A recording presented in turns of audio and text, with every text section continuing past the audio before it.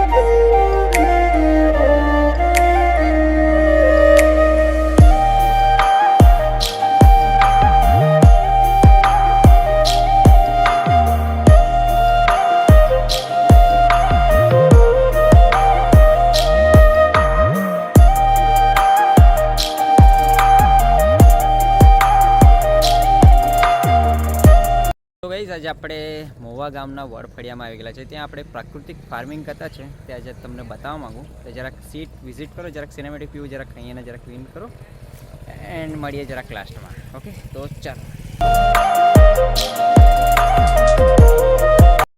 So guys, આજે આપણે ગયેલા છે મોવા ગામના વડફળિયામાં. ત્યાં આપણે પ્રાકૃતિક ખેતી કેવી રીતના કરીએ તે જરાક વિઝિટ કરશું, એન્ડ જરાક આ માસીને બી જરાક મળશું કે કેવી રીતના કરે છે, તો જરાક તમને ત્યાંનો જરાક વ્યૂ બતાવીએ. તો ચાલો. નેટ હાઉસ ને આ પોલી હાઉસ નું બનાવડાવેલું. નેટ હાઉસ કેવી રીતે બનાવવાનું એવું એટલે બધી ટ્રેનિંગ તમને આપેલી હતી. 2 દિવસનો ટ્રેનિંગ.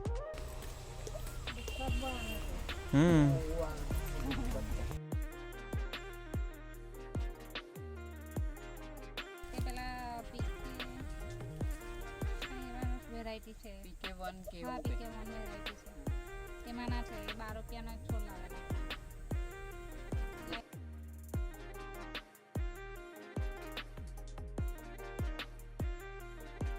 આપણે એની પાસે તાલીમ લેવી પડે. કઈ જગ્યાએ? એ આ બાજુ મહારાષ્ટ્રનો છે, દર્શન કાંગડી કરીને છે. ઓકે. એ કે હું તમને કેટલા જાતના એ બનાવું, તમને ઓઇલ બતાવું એમ. પછી આપણને આ ફ્લાવર કોબી ને એવું બધું ડ્રાય કરવાનું, તેનો પાવડર કેવો, એને બધી એના આઈટમ અમને નર્સરીની તાલીમ આવેલો, પણ એ ખેતી એમ કે એનો વિષય અલગ બનાવે એટલે એને કરી દીધા. અને પછી આ નર્સરીવાળા તાલીમનું બધું. બાકી આમાંથી બી બધું બને. આના હું ઓશિકા બનાવે પાનમાં. આપણને માઇગ્રેન એવું દુખાવો થતો હોય ને તેની બધું સારું રહે. એટલે આમાં બધું આનું બી એ છે વધારે. ને આમાં ઓલરેડી પેલા મધરનાથમાં તેલ નીકળે છે, એટલે આમાંથી ઓઇલ કેમ નહીં નીકળે?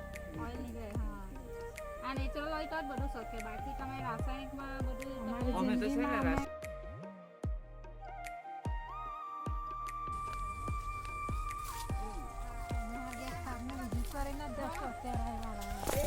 સો ગાઈસ, હવે સફેદ મૂસળીને જરાક વિઝિટ પર જતા છે મમ્મી જોડે. તો ચાલો.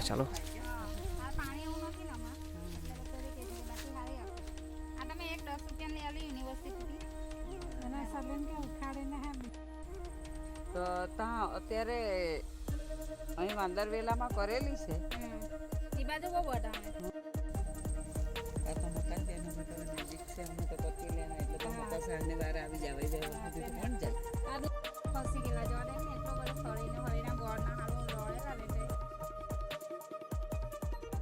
એટલે પેલો જ લાવલો છે.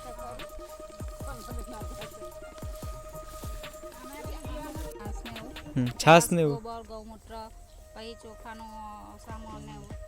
પછી અંદર લોકો બેક્ટેરિયા આપે 1 લીટર તે એડ કરવાનું. આ બી અમે જાતે જ બનાવી દીધેલું. એક છોડ લાવેલી છે. હે કાંથી એ પાડનો પાડો હમણાં થઈ ગયું. અને પણ નારિયેળ તો એટલે આપણા જેટલા જ હોવા દે. 5 ફૂટ 7 ફૂટ મારા 5 બગડી ગયેલા.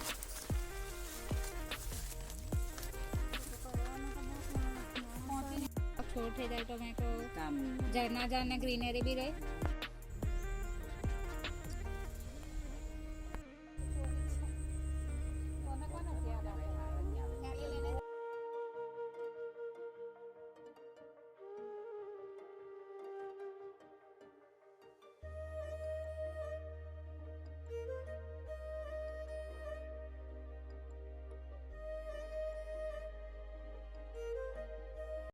સો ગાઈઝ આજે જરાક નાનલી વિઝિટ તમને ગમી હોય તો લાઈક કરજો એન્ડ જરાક તમારા ફાર્મર મિત્ર જોડે શેર કરજો. મહુવા તાલુકામાં આ જગ્યાની પ્લેસ છે.